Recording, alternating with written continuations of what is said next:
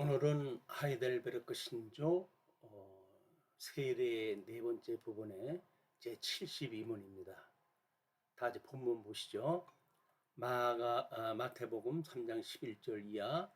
나는 너희로 회개하기 위하여 물로 세례를 베풀거니와 내 뒤에 오시는 이는 나보다 능력이 많으시니 나는 그의 신을 들기도 감당하지 못하겠노라.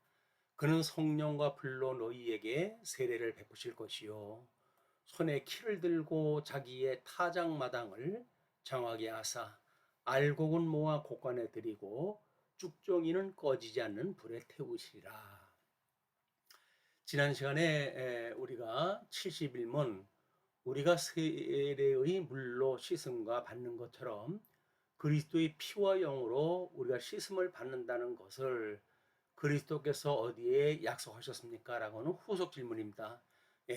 72문 물에 의한 외부적 씻음 자체가 죄를 씻어 줍니까? 라고 하는 질문이었어요. 그럴 때에 아닙니다. 오직 예수 그리스도의 피와 성령만이 우리의 모든 죄를 씻어 줍니다. 라고 하는 그 내용입니다. 우리 복음에서 가장 중요한 그 일이기 때문에 때로는 이 세례에 대한 혼돈도 있고, 그래서 물세례와 또는 불세례와 또는 성령 세례, 이 혼돈이 있어가지고 많은 그런 아마 침례라든가 세례라든가 하는 그런 문제도 발생이 되어지고 그렇습니다. 요한일서 1장 7절을 보게 되면 그가 빛 가운데 계신 것 같이 우리도 빛 가운데 행하면 우리가 서로 사귐이 있고 그 아들 예수의 피가 우리를 모든 죄에서 깨끗하게 하실 것이요 라고 되어져 있어요. 빛 가운데 행하면, 그 이야기는 진리 가운데 행하면 또는 성령 가운데 행하면 아니면 예수 그리스도 안에서 행하면 라고 하는 그런 설명이 되겠죠. 그렇게 했을 때 우리는 모든 죄에서 깨끗하게 하신다고 하지 않았습니까? 그렇기 때문에 물에 의한 외부적 씻음 자체가 죄를 씻어주는 것이 아니라 오직 예수 그리스도의 피와 성령만이 우리의 모든 죄를 씻어준다고 하는 그런 그 일입니다. 그러니까 그거를 상징하는 침례냐 또는 세례냐 이런 것이 그렇게 중요한 것이 아니죠. 그건 다만 이 성령 세례 또는 불세례를 받는 예수 그리스도에 대한 그 세례를 우리가 이 성례 의식으로 보여주는 일이기 때문에 그런 의미가 간과되어지고 어떤 방법이 이제 대두가 돼가지고 마치 물에 의한 외부적 씻음 자체가 효능이 있는 것 같은 이런 그 생각을 갖게 하는 것은 복음 진리를 전하는데 도움이 되지 않는다 이렇게 생각하시면 좋겠어요.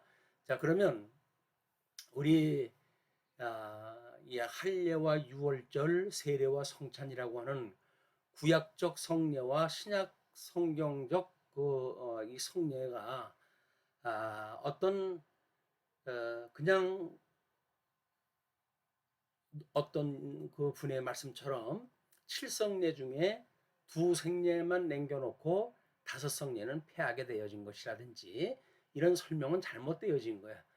이 두 가지 성례라고 하는 그 이야기는 이미 성경의 구약 성경에서 이렇게 언약되어졌기 때문에 언약을 성취하는 맥락에서 세례와 성찬이라고 하는 것으로 성취가 되어진 거거든요. 이런 성경 신약적 이해가 없게 되어지면 이런 구약적인 요소를 가지고 신약 성경에다 직접 적용을 한다든가 아니면 또 이것이 할례와 유월절을 신약적인 성례가 필요한 것처럼 이야기하거나 이런 거 오류가 있게 되어집니다. 그래서 할례와 유월절을 통한 섭리를 보게 되면 아브라함에게 할례를 명하시고 모세에게 유월절 규례를 명하시고 유월절의 역사적 배경은 처음에 길갈에서 세례를 베풀었을 뿐만 아니라 요시야 왕 때에 이것을 전 민족적으로 12지파가 다 모여가지고 세례를 드린 바가 있고 이 유월절을 드린 바가 있고 또는 회복할 때도 유월절을 지킨 것이 있습니다. 그래서 이 할례를 받았던 언약 백성이라 할지라도 유월절을 통한 섭리가 없게 되어지면 언약에서 배제가 되어진 거예요. 그러니까는 어떤 한 가지를 인정하고 또 한 가지는 부정한다든지 이렇게 되면 되질 않는 거죠. 열조에 대한 언약과 또는 모세를 통한 그 언약은 두 가지가 다 성취가 돼야 되는 일이지 어떤 부분적인 거나 이런 일부분적인 것만 가지고 이루어질 수가 없습니다. 마찬가지로 세례와 성찬을 통한 선비도 마찬가지죠. 이건 공의 예수님께서 명하셨던 거예요. 그래서 유대교에서 기독교로 개정을 했다 할 때 세례를 베풀기도 했어요. 또 이방인이 회개 후에 성도가 될 때에 이런 세례를 베풀기도 했습니다.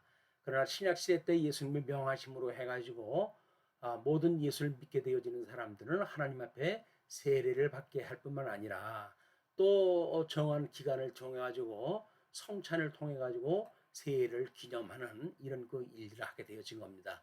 이 두 가지의 요소는 율법과 선지에 대한 것을 어떻게 주님께서 십자가의 도로 이루시는가에 대한 중요한 그 원리적인 것이 있으니까 오해가 없이 이걸 이해하셨으면 좋겠어요. 그래서 은혜 언약을 이루어가시는 하나님의 섭리가 이렇게 실질적으로 우리들의 어떤 성례라고 하는 교회 예식을 통해서도 복음을 지금까지도 전해오고 있다 이렇게 생각을 하셨으면 좋겠습니다. 자, 그러면 이렇게 우리 기도로 해가지고 한번 의미를 생각해 보죠. 하늘에 계신 우리 아버지요, 이것은 우리가 하나님의 뜻이 작정과 예정이 있는데 그 작정과 예정을 하신 하나님께서 그죠? 지금도 하늘에 계시는 우리 아버지는 삼위일체 하나님이신 거예요. 뿐만 아니라 이름이 거룩히 여김을 받으시오며 나라가 임하시오며 이것은 창조 사역을 했던 일이기 때문에 이 창조 사역이 이루어지게 하실 뿐만 아니라 섭리 사역이 이루어지는 궁극적인 하나님 나라의 내림도 여전히 요한계시록에 보게 되면 21장에서 이제 이 천하의 모든 것들을 하나님께 심판하시고 이제 새 하늘과 새 땅을 내려오게 하심으로 해가지고 이 창조사의 완성을 보여주게 됩니다. 자, 그래서 이런 창조 사역을 섭리 사역을 통해서 이루어 하시는데 뜻이 하늘에서 이루어진 것 같이 땅에서도 이루어지이다라고 이야기합니다. 섭리 사역은 행위 언약과 은혜 언약이라고 하는 에덴 동산에서 언약을 이루어 가시는 일이에요. 이걸 통해 가지고 이제 주님의 몸된 교회를 통해서 어떻게 이루어지는지를 구체적으로 보여주는 것이 오늘 우리에게 일용할 양식을 주시었고 일용할 양식은 생명의 말씀으로 우리가 성령의 감동으로 인해 가지고 이런 말씀이 없으면 하나님의 은혜를 깨달을 수 없을 뿐만 아니라 은혜의 방편에서도 이것이 제어가 되어지고 교회 표지에서도 제어가 되어지는 이런 우리가 오해가 있게 되어지는 겁니다. 뿐만 아니라 우리가 우리에게 죄 지은 자를 사하여 준 것 같이 우리 죄를 사하여 주시옵고 이것이 칭의와 성화라고 하는 관계를 통해 가지고 끊임없이 이걸 생각할 필요가 있는 겁니다. 그래서 하나님의 의로 우리가 의롭다고 칭함을 받고 끊임없이 주님 앞에 이 성찬을 통해서 붙잡힌 바 된 그것을 끝까지 잡으려고 다른 박을 치는 사도 바울의 그 뒤를 우리가 이어 따라 다름질을 쳐야 되겠죠. 그리고 우리를 시험에 들게 하지 마시옵고 다만 악에서 구하시옵소서. 이것이 성도의 견인이라고 이렇게 이야기를 했어요.